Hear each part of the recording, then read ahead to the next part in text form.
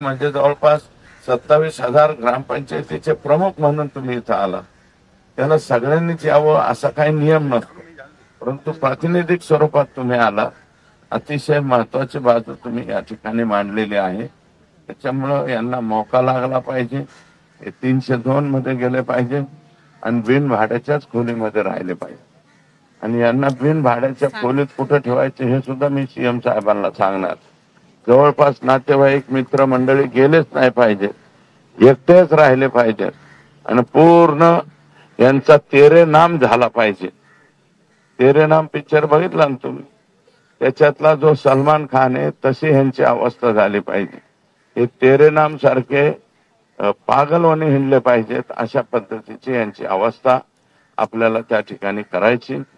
आणि तुम्ही जे इथे आलात खूप चांगली, शासनाच्या वतीने प्रतिनिधी येणारच असतो, येतोच. प्रत्येकाला मी स्वतः ग्रामविकास विभागाला बोलतो की आता तुम्ही पटकन धरणे आंदोलन चालू आहे तिकडे जा, एक प्रतिनिधी त्यांचं निवेदन घ्या. निवेदन सरकारपर्यंत जातात आणि हे बाहेर पोलीस लोक असतात ते त्यांचं कामच असते. दत्ताभाऊ तुम्ही म्हणले प्रतिनिधी आला नाही, प्रतिनिधी येणारच, ऑटोमॅटिक येणार. पण त्यांना मी लवकर सांगतो लवकर जा तुम्ही. आणि महिला भगिनी सुद्धा आमच्या या ठिकाणी आल्या. महिला भगिनींना विनंती आहे माझी की तुम्ही आलात खरोखर चांगलं आहे, कारण आता तुम्ही 33% इथं आहात आणि भविष्यात जरी 33% असलं तरी निवडून येताना 50% येतात बर का. पण आता ओपन मुळे तसं नसेल होत.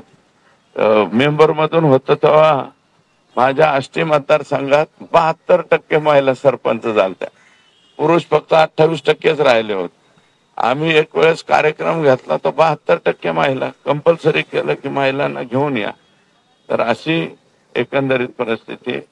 त्या संतोषच्या माय माऊलीच्या मिसेसला नोकरी लावून दिली पाहिजे, कारण नोकरी जर लावली तर उद्या कोणीही तडजोडीला त्या माऊलीकडे गेलं नाही पाहिजे, धनंजयकडे नाही गेलं पाहिजे आणि त्याच्या कुटुंबियाकडे नाही गेलं पाहिजे. याची संपूर्ण जबाबदारी आपण घेऊ. आणि हे जो राग आहे, हा जो रोष आहे, हा रोष तुम्ही लोकांच्या पर्यंत नेऊन घाला. सरकार त्या बाबतीमध्ये पॉझिटिव्ह आहे. सरकार म्हणण्यापेक्षा राज्याचे मुख्यमंत्री हे त्याच्या बाबतीमध्ये 100% पॉझिटिव्ह आहे. हे आपल्याला मान्यच करावं लागेल. आणि बॅरिस्टर AR अंतुले साहेबांच्या नंतर सरपंचाच्या बाबतीत जर पॉझिटिव्ह कोणता मुख्यमंत्री राहिला असेल तर तो फक्त देवेंद्र फडणवीस. मधल्या कोणत्याही मुख्यमंत्र्यांनी एवढं पॉझिटिव्हली सरपंचाकडे बघितलेलं नाही, तेवढं त्यांनी निश्चितपणे पाहिलेलं आहे. आणि आज संध्याकाळी देशमुखांचं कुटुंब त्यांना मी बोलवलंय.